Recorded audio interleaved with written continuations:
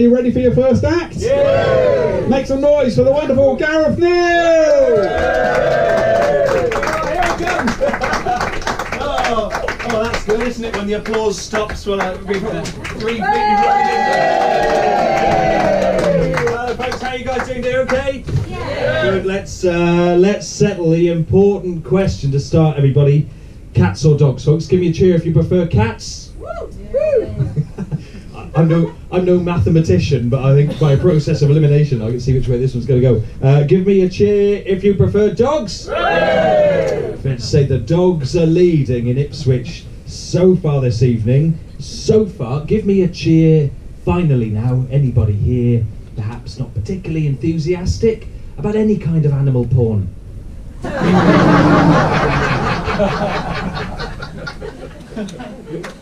Okay, all right. Glad we cleared that one up to start. There we are, that's bestiality done. Any questions so far? I've had a crazy day, guys. I became an uncle! It was a bit of a mad story, actually. So my sister was in terrible pain. They actually thought it was her appendix. And they rushed her into hospital. When she got there, she stole a baby. What the fuck, guys?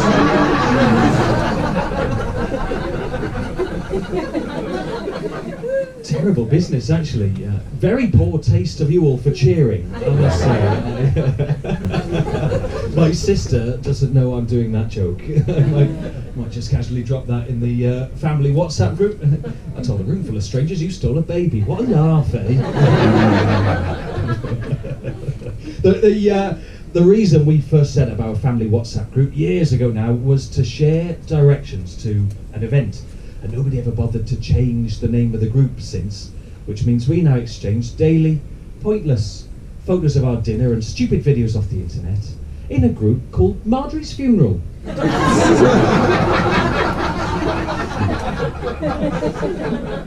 So that's lovely, isn't it?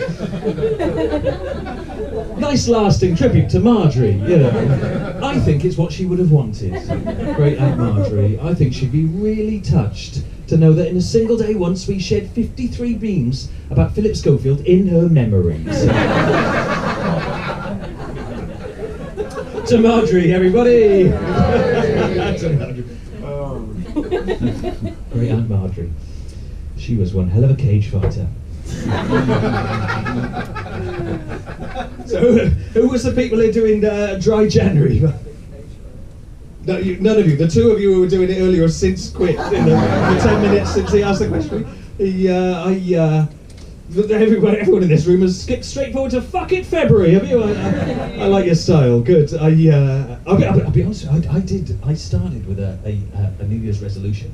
I've dropped it now. A little bit embarrassing. I'll share with you guys. We're all friends here, aren't we? I was planning to, for the month of January, see if I could go January without masturbating on public transport.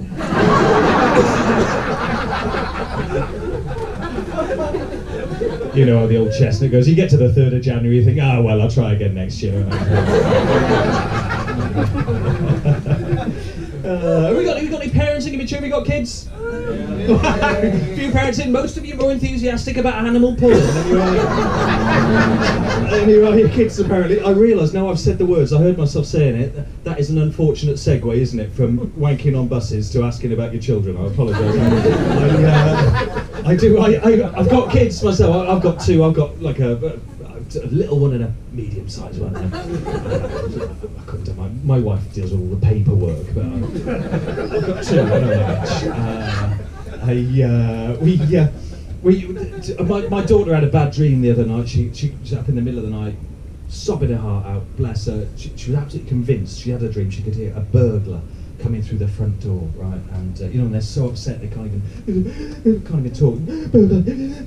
Front door. So, oh, bless her. To get her out of bed, big cuddle, and she was absolutely convinced there was a burglar coming through the front door. So much so, I couldn't sort of settle her down. So we had to actually go downstairs, stand in front of the front door, and look at the front door, and I had to show her, look, there you are. There's no burglars coming through the front door. I had to show her that's locked. See, no burglars coming through the front door. And then we went to the back door as well. We stood in front of that, and I said, there you are, see? That's where the burglars would come in through. Dark, single glazed glass. There's no burglars coming through our front door. Let's get you back to bed, you silly sausage. Oh yeah, who here has got little ones? My son's in infant school. Anybody got ones that age? How old are yours? 17. 17. Her mouth said 17, her eyes said, please, I'm in the front row, but fuck off, don't speak.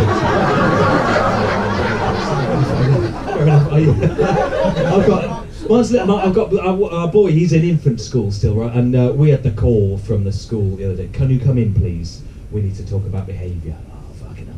My wife and me had to go in, sit in front of the head teacher, basically get told off for an incident that had happened. Well, what happened, in a nutshell, my son had stood up in the middle of story time, right, taken out his little willy in the classroom, right, and very casually placed his willy on his best mate Charlie's head. Now, it was sort of my own doing, this situation. When I say my own doing, I don't mean I'd got his cock out for him or whacked it on Charlie's head. I mean, he's going through a phase, my son at home. He's just made the discovery that having a willy is magnificent fun, everybody.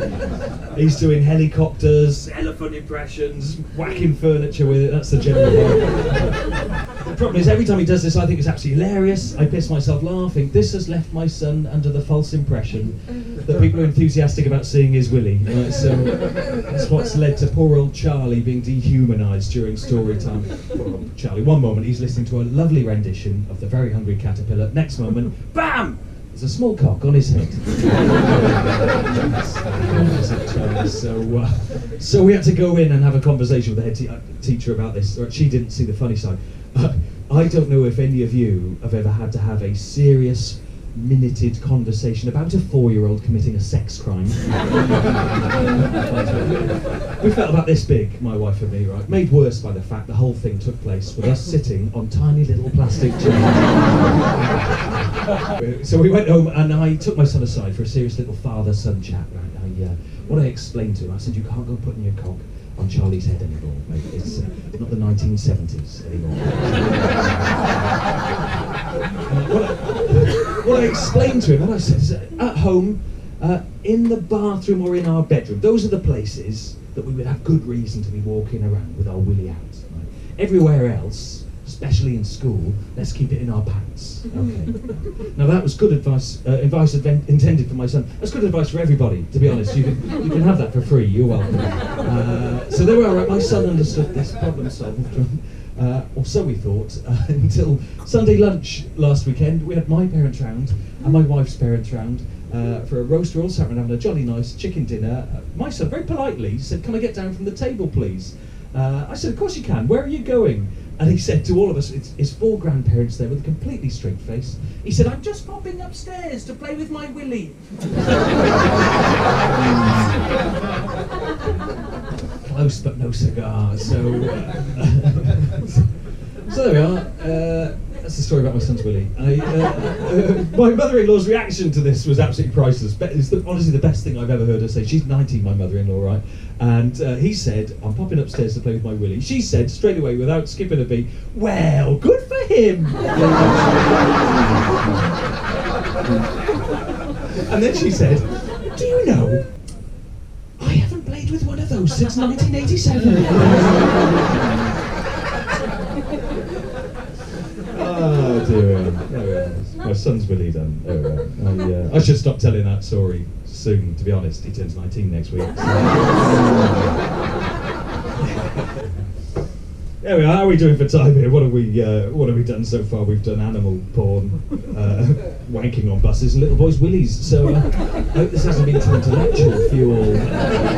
So far, keeping up okay? Yeah. Yeah. You often see comedians do a joke, don't you, about themselves looking like a particular famous person. Now, I've been wondering recently, could I do that? So I messaged everyone in Marjorie's funeral. I said, hey guys, are there any celebrities I remind you of? Just wondering. Right, now my mum replied instantly to this. She said, oh, yes, actually. I've always thought you look exactly like that blonde singer from that band. Okay, that's helpful, Mum. My brother chipped in here. He said, oh, I know who, Chris Martin from Coldplay. He said, yeah, I do think you look a little bit like him, but if he'd become some sort of shit accountant instead. A little bit offended, apparently most of you agree. My mum replied, she said, no, it's not Chris Martin he reminds me of. No. I know who. Annie Lennox from the Eurythmics. Annie Lennox.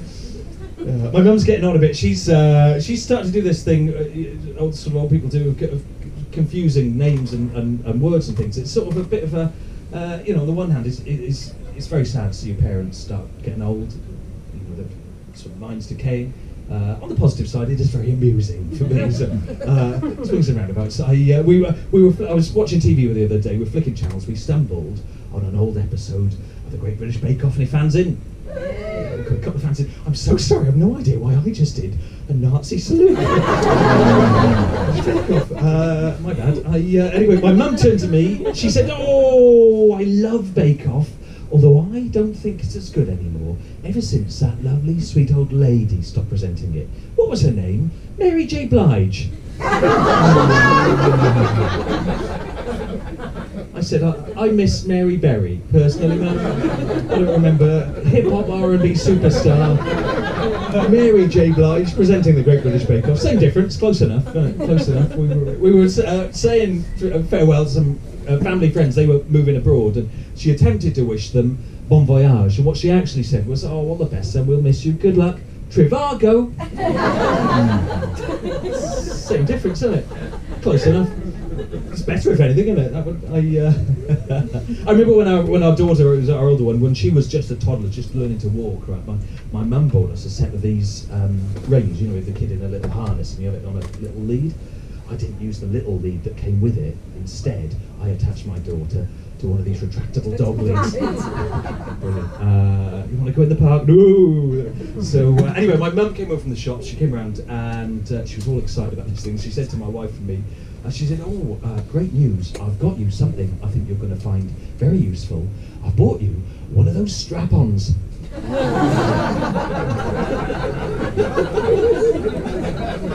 Strap-on? I said, "Mum, this has escalated. You're only nipped out to Asda." Strap-on. I'll tell you what, the other thing, my mum and dad have started doing, both of them doing this now, just sort of still using words and phrases that have been politically incorrect for at least 2 decades, and they're not aware yet. Where was our Tony, was it? Yeah. As representing the old people in the room, Tony, do you do this? Sorry, yeah, thank you.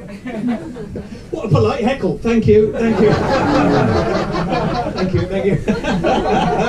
I tell you what, so over Christmas lunch, right, my mum tried to tell us an anecdote about Vern Troyer. Now, he's the actor who played Mini-Me in Austin Powers, remember him? She was trying to tell us that she just discovered he's dead, right? Sorry if I've just broken that to you, he's dead, Vern Troyer. And he is. I'm so sorry. Anyway, right, so, and my mum said, when she told us, "Oh, Vern Troyer, who's played Mini-Me, he's dead." And my dad said, "Well, he's 3 feet under." I said, "Oh, Dad."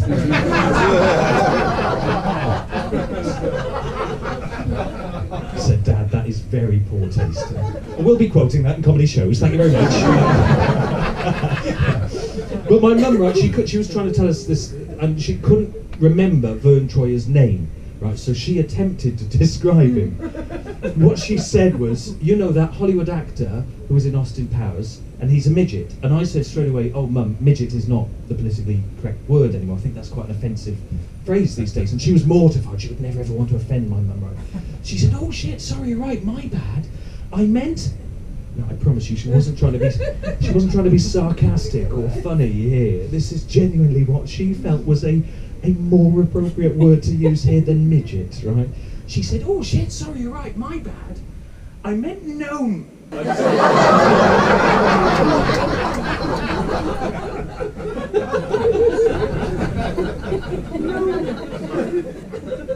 said, I broke the mic. I pulled the cable out there. I just shout a bit. I said, do you know what, Mum? Midget's fine. I don't know why I'm still talking into it. I'm going to carry on. Oh dear, what was I saying? No. Wrong hole. See, Tony, that's how you heckle. Oh, listen, God, I'm still doing it. That's about my time, everybody. You guys have been absolutely lovely. What I will say, you've got your that's premature clapulation. Thank you. Appreciate the enthusiasm. I'm still doing it. If any of you have enjoyed my set this evening, those of you on social media, I've got a box of Eurythmics Greatest Hits CDs. Guys, you've got a great evening ahead. You're absolutely lovely. Have a fantastic evening. Thank you very much.